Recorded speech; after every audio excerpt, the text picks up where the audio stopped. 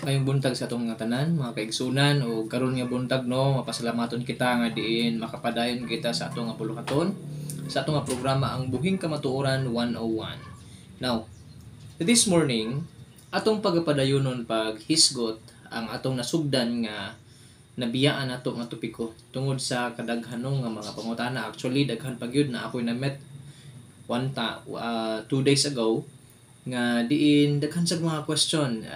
It's a stranger nga diin an accident nga diin nakita mi o daghan sa mga pangutana dinhi lang pud sa bahis man.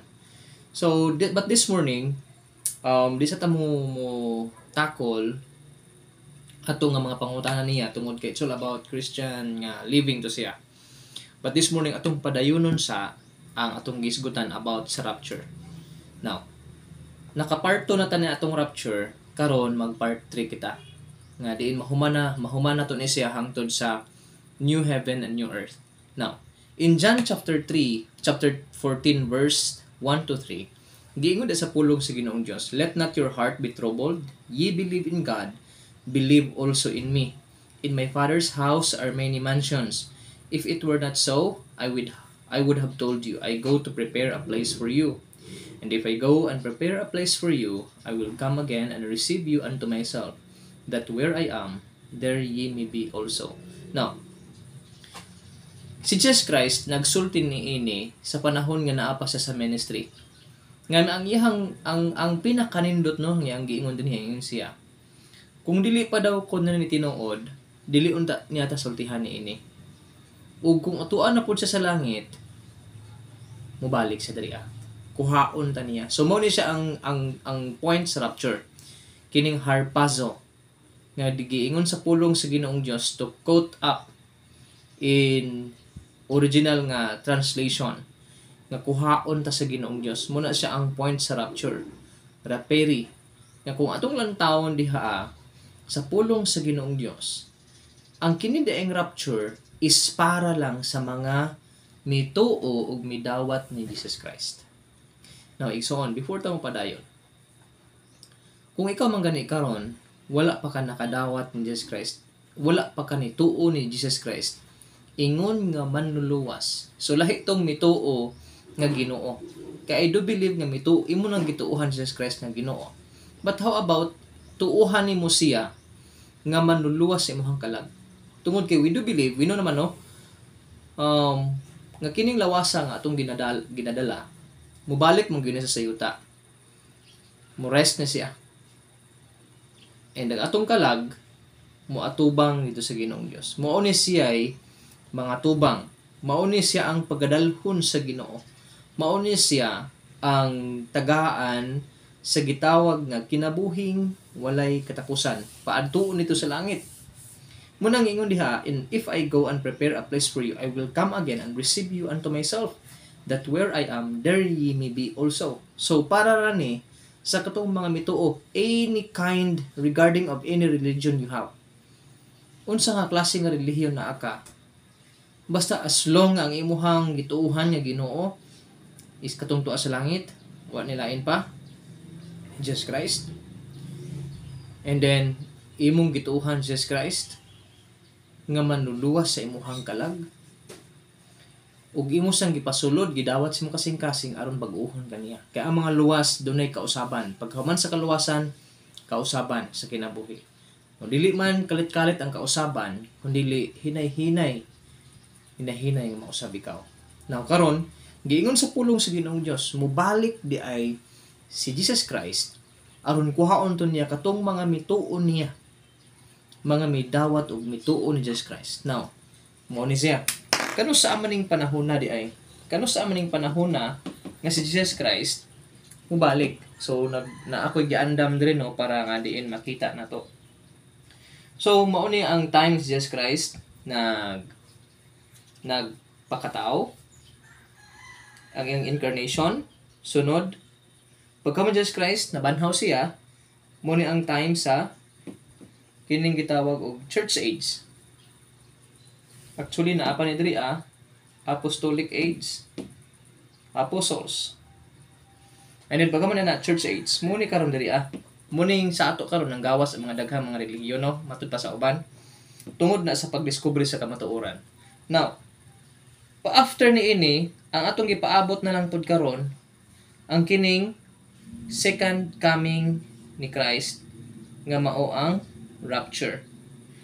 So, sa rapture, dili is Jesus Christ mutunog sa yuta.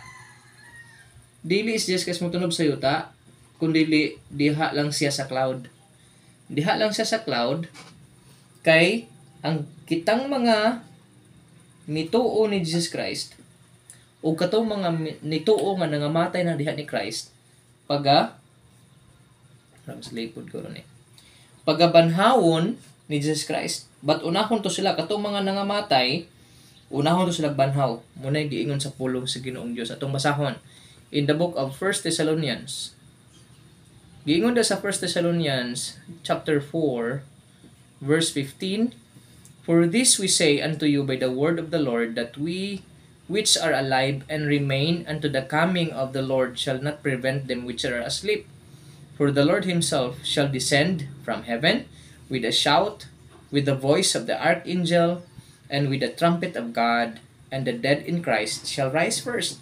Dead in Christ. But pasabot, katong mga mituo, mga nangamatay na, nga mituo, who believe, accept Jesus Christ as their Lord and Savior. Regarding of any religion. Basta kay mituo kag midawat ni Jesus Christ. Now, mutoy unahon pagbanhaw. Sugat dito sa panganod. O katong mga nangabuhi, kita mga buhi anang tayma, kalito na lang pag-usab. Then, which are alive and remain shall be caught up together with them in the clouds. So, dinhi muna siya ang rapture. Now, muni ang pagsakgaw sa termino pa sa Bisaya, ang pagsakgaw or ang pagkuha nato sa mga Kristohanon, ang point diha ay is ipascape ta sa Ginoo sa kining gitawag og tribulation. Kining tribulation unsa man ni siya? Mao ni siya ang pagpahamtang sa Ginoong Dios sa iyahang silot ug kapungot. But dili pag yun na mao. Muna yung mga sign, mga hatag pag yun na sa Ginoong Dios sa mga tao nga diin ni reject sa gospel. Dili pa na siya final gyud, kani siya ang mahabilin din hiya, balik ko na ko ha, pag ipa-iskapo sa Ginoong Dios, nganong rapturon man niya, nganong dili pa man automatic ini ka mag-rapture, nganong dili pa man inana pastor. Tungod kay wala pa nahuman ang Ginoong Dios after ni ining rapture, dunay 7 years tribulation, 3.5 years in the book of Daniel chapter 9. Now, kung atong lantawon diha kining naipoy gitawag nila og muni pre-trib sa mga Bible scholar, unsay pre-trib? It means si Jesus Christ mobalik before tribulation. Then ayha pa rin mag-start ang tribulation. Napoy uban nga nag-study nga mid-trib. Nga si Jesus Christ, mo rapture siya, it means mo kuhaon niya ang mga Kristohanon in the middle of the tribulation. Mid-trib. Now, napoy uban mo ingon nga post-trib. Ang kining post-trib o naglayo na gyud ni sa tinuod. It means maka-experience ang mga Kristohanon og mao na siya. Nay uban post-trib no, naapoy uban mid-trib, napoy uban pre-trib. Kita nga nagtuon sa pulong sa Ginoong Dios, naata diri sa pre-trib. Ang uban naa diri sa mid-trib, ilaha pod na. Dili po ta makiglalis kung naapoy mag post-trib. But maulang niya ang ako ha. Ipa-escape ta sa Ginoo sa tribulation. Aron nga ang mga Kristohanon dili muantos diha sa kanang gitawag og paglutos sa mga Kristohanon. Munang after ni ini sa rapture, mo receive ta diri sa atong mga reward Muna gitawag og Bema Judgment. So sa Bema Judgment, dinhi madawat nimo imuhang crown of life, crown of righteousness, crown of rejoicing, crown of unsa pa nang mga crown ipanghatag sa Ginoong Dios sa imuha sa unsa imuhang gihimo nga performance as a Christian. Dinhi munang kung ikaw nga mituon na kan Jesus Christ, midawat na kan Jesus Christ niya, wala kay klarong kinabuhi. Amo nang inigkahuman sa rapture, inig rapture kung maapil man gani ita sa rapture no, kay ang basihan sa rapture katubang mga mituog midawat ni Jesus Christ. Muna siya ang basihan sa rapture. Mituog midawat nga diin si Jesus Christ mo imang luluwas sa ilaha kinabuhi. Dawat ang reward, and after niya while naata dinhi nagdawat ato mga reward ang mga Kristohanon. Ang katupong mga walay klarong kinabuhi nga mga Kristohanon, they will experience. Maka-experience na sila og kining gitawag tribulation. Diha nila na makita ang katong mga gipangwali na dunggan nila, hala mao naman dinhi ang pagtinatakay 666 no. Ang mga Kristohanon pangpatyon, ang mga tao papilion ug mauni asa badug imuha. So kana sila, muna sila yung mga sign, and then mubalik na pud ang Ginoong Dios dinhi Paghuman dinhi sa paghuman sa tribulation, kining mga tao dinhi dili pa ni kining mga tao nga mahabilin dinhi wala na sila kinabuhing dayon. Listen to this. Ang katong dili maapil sa rapture, dili to sila makadawat sa kining gitawag kinabuhing dayon. So ang ilahang kinabuhi dinhi dili pa mo dayon. So katong mga makalahutay dinhi mao ni moabot dinhi sa sugod sa 1,000 years millennium. Atong basahon sa Bible. Muning giingon sa pulong sa Ginoong Dios sa Revelation chapter 20 verse 6. Giingon diha blessed is he that hath part in the first resurrection. Mao ni siyang first resurrection. On such the second death hath no power, but they shall be priests of God and of Christ, and shall reign with Him 1,000 years. So dinhi nangamatay na yung mga tumutuo ni Christ, kita, apil tayo sa pagkasakgaw, pagkahaman dinhi, dawat ta sa atong mga reward, and then after that, mubalik ta dinhi mo reign ta for 1,000 years. Ingon diha and when the 1,000 years are expired, Satan shall be loosed out of his prison. So, pag-start da dinhi muna siya ang point sa Bible sa pulong sa Ginoo. Inig-reign din nato diri together with Christ. Si Jesus Christ ay muuna siya kay iya pang ibalhog dinhi si Satanas. Si Satanas iyahang bilangguon sa Satanas after sa tribulation. Inig-start gyud sa first day of 1,000 years millennium. Munang prisuhon siya, unya ang katong mga taong makalahutay, of course no, managhan man na sila. Mauto sila ang harian sa mga Kristohanon for 1,000 years. Ingon diha sa pulong sa Ginoong Dios, blessed and holy is he that hath part over the first resurrection. On such the second death hath no power, but they shall be priests of God and of Christ, and shall reign with Him 1,000 years. And when the 1,000 years are expired, Satan shall be loosed out of his prison, and shall go out to deceive the nations which are in the four quarters of the earth. Now, after din din na sa likod. So, muna ni siya ang sa tribulation. Yun sa rapture, muna siya ang start sa 1,000 years. Millennium. So si Satan, bilangguon dahil si Satan sa Ginoo, ibalhog Satanas for 1,000 years. And after na pod sa 1,000 years, si Satan i-release. I-release si Satan. Ang tumong diha is nga diin si Satan, inig-release ni Satan, diha na ang final judgment sa Ginoo. Kay Satan, iyang pangtintalon ang mga tao. Katong mga tao nga matintal, mao to siya ang mga tao nga wala pay kinabuhing dayon. humok pa sila makasala, padayon pa gyapon sila makasala. Pero during that day ha, kana nga expand sa mao nga tuig, wala nay sala. Peace ra na siya. Grabe no? Walay gubot ba? Kay wala man sa tanas, absent man ihang presence. Pero ang sala gud gyapon, ang nature sa tao na gud gyapon, pero dili ingon nga kanang grabe gud kaayo ka mangtas ang mga tao. Dili.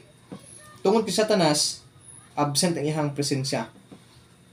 Muna nga kani mga tao dinhi, let's say dunay tao dinhi sa tribulation kay mga matay man ang uban diha. Ang uban makasurvive, depende na pila makasurvive gikan sa tribulation period. So after sa tribulation period, dunay mga tao nga mahabilin, let's say 100 unya 1,000 years, pila na ka generation, daghan na kayo so munang mudaghan sa balik, mukatap sila. Munang gingon sa Bible, and shall go out to deceive the nations which are in the four quarters of the earth. So mudaghan gyapon sila. Bisan pagdaghan ang mga matay dinhi kay watak hibaw unsa nga klase nga panggobernohan ang mahitabo dinhi nga time. So bisan pag mudaghan sila dinhi nanay mga mahabilin, o kato mahabilin mas mudaghan pag ito sila kay nganuman kato sila mo'y makasala man. Kita that this time wala man pag moingon Jesus Christ kay naman tayo kinabuhing lang dayon. Kay di man ni ang final place sa mga na resurrect. Di ni siya ang final place. And dinhi lang for 1,000 years sa mo reign sa ilaha.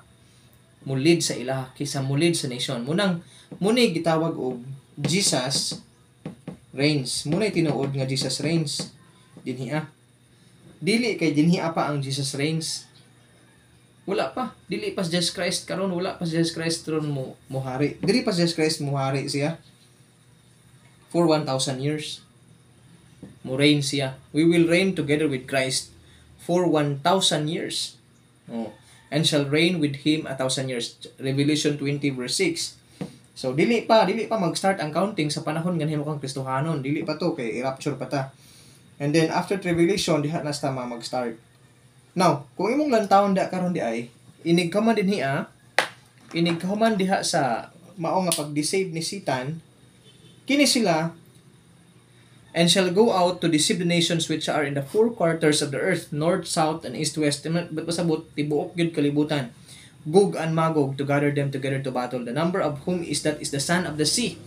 Sama sa balas sa baybayon, daghan kayo mukatap. And they went up on the breadth of the earth, and compassed the camp of the saints about, and the beloved city. And fire came down from God out of heaven and devoured them. So, tapukan ta nila. Pag mo yung Jesus Christ nga inigre na to man ta nga adto ta ang seven continents kumpleto pa ni this time if we know about the continents, kumpleto pa this time. So posible na ay uban nga mga Kristohanon nga resurrected na nanay kinabuhing dayon mo reign sila dito sa Australia, adto sila mag-reign dito sa lain nga bahin nga sa kontinente, Africa, sa North and South America, Asia, Europe, sa baka sila dapita mo reign together with Christ.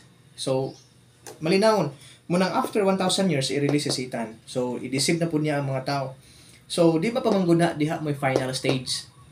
Munang mo ma-deceive sila ni Satan ug katong mga Kristohanon nga nakabaton nagkinabuhing dayon ni agi na diri sa rapture, nakadawat na sila mga reward ug ni hari na kauban ni Jesus Christ for 1,000 years sa kalibutan. Mo makigira sila. So after sa paggira, wala man ay gira gyud mahitabo actually. Ilang libutan lang ang giingon lang sa Bible diri ilang libutan ang kampo sa Ginoo. The beloved city, which I do believe mo ni siya ang Jerusalem. Kaning present karon nga Jerusalem, kanang Israel. So diha. And then pero libutan nila wala sila tibuok na sud na ang mo rebuild mo makigbatok sa Israel. Muna nga I do believe nga diin kaning present situation karon sa Israel mo na ang mga sign na ang Iran, Russia nga makig-alay pod sa uban nga mga nasod. This time tibuok na gyud. So dili madayon nga naman nga makigbatok sila this time tungod kay fire came down from heaven and devoured them. So dunay kalayo gikan sa langit nga mo-devour din hiya. So, and the devil that deceived them was cast into the lake of fire. So si Satanas, ibalhog na gyud siya in Matthew chapter 25 verse 41. Si Satanas dito na gyud sa ibutang kay ang inferno giandam man gyud para kang Satanas. So itambog na sa didto where the beast and the false prophets are and shall be tormented day and night forever and ever. Adto na gyud siya ibutang. So kining kalibutan mo nang panahon na no, wala na gyud, wash out na gyud ang kalibutan. Hindi makag fire came down from heaven. We don't know what kind of fire. Posibleng katong kind of fire sa Gomorrah. And according po sa mga scientists, it could be ang mga comets mo tuyoon sa Ginoo nga maguba kay maghimo. Kaya ra pud himuon sa Ginoo ang solar system. Makahimo ang Ginoong Dios og kung giyon sa Ginoo paghimo sa una, mahimo pa na sa Ginoo. Kay yahaman ng trabaho. So dito ka question niya either kalitrabang nga fire nga walay madaot nga solar system uban nga mga planets or kanilang siya. Pwede ang mga comets, mga bato gikan sa kawanangan. Moy moguba diri ang magkalayo nga mogubuto sa ato nga kwan. So muna siya no nga bahin wa ta kabalo ana unsa na nga pamagi. And after this, sa 1,000 years, mo na dayon tong Great White Throne Judgment. So, kining Great White Throne Judgment, mauni siya ang moatubang kining sa verse 12. And I saw the dead, small and great, stand before God, and the books were opened. And another book was opened, which is the book of life. And the dead were judged out of those things which were written in the books according to their works. And the sea gave up the dead which were in it, and death and hell delivered up the dead which were in them. And they were judged every man according to their works. And death and hell were cast into the lake of fire. This is the second death. And whosoever was not found written in the book of life was cast into the lake of fire. So muna siya mahitabo. And then Revelation 21. And I saw new heaven and new earth, for the first heaven and the first earth were passed away, and there was no more sea. So, ganyan no? And I saw a new heaven and new earth. So, after sa Great White Throne Judgment, maghimo na dayon ang Ginoong Dios dinhi kay hukman sa Ginoo ang great and small. It means ang mga inila ug dili inila. So, motong mga tao, mga matay. Inig guba ba sa kalibutan? Mamatay ka bagyapon ang mga Kristohanon nga nakabato kinabuhing dayon? Dili na. Kay kinabuhing dayon na ganilang nadawat. Motong gingon sa Bible sa verse 6, sa Revelation 20 verse 6. Bulahan ang katong nahiuna. Nahiapil sa nahiunang resurrection. Tungod kay katong mga tawhana nga naapil sa rapture nga more ni Jesus Christ, they are eternal na. Eternal na to sila. Muna ang message no nga misteryo nga message according to 1 Corinthians 15. Muni ang ginawali na mo. Muni ang sikreto sa pulong sa Ginoo nganong gusto kami nga ang matag usa ka nato makasabot sa pulong sa Ginoo, mga lagad sa Ginoo. Tungod kay this is the best. Muni ang tinuod nga success. Pag-unsa man na successful ta na promote ta sa lahi nga na promote ta na promotion na animutan ng butang, pero gani di ay dili ta kasigurog malangit ba ta, maapil ba ta sa rapture. And even doing the ministry of the Lord, dili ta ga-participate for the sake sa ato nga reward, sa ato kaugalingon nga merito. As long nga gihimo nimo na kinasing-kasing. Muna ang Ginoong Dios maghimo siya balik og new heaven and new earth. Bagong langit ug yuta. In Genesis chapter 1 verse 1. Buot pasabot, maghimo balik ang Ginoong Dios. Kung giunsa niya paghimo ang kalibutan in the book of Genesis, ibalik na sa Ginoo. Muna'y plano sa Ginoo. So ayo po tanong nga diin ang pulong sa Ginoong Dios karon nagpahinumdum sa ato. Kung na may mga pangutana anyway, you can drop down lang no sa comment section or pwede mo makapangutana nako just like sa ginahimo sa uban. gapangutana lang sila, pwede direkta sa message, private message, or pwede sa comment section na to. So kana lang, ug ahong masulti karon concerning sa ato nga giisgutan sa part 3 na to. Ang atong kinabuhi ng kalibutan ng lumalabay lang gyud. Wa ta kabalo kanusa sa Ginoong Dios, kanusa sa rapture. Kung ari na pug ka diri sa magseryoso pagpangalagad, kung dili ta maapil sa rapture, ari ta magseryoso pangalagad sa tribulation, I don't know what will happen sa imong kinabuhi.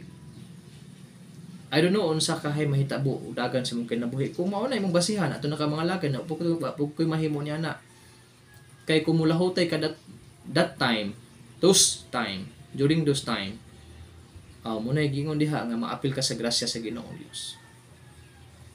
Nayo ba nangutana maluwas ba napabay maluwas ang time?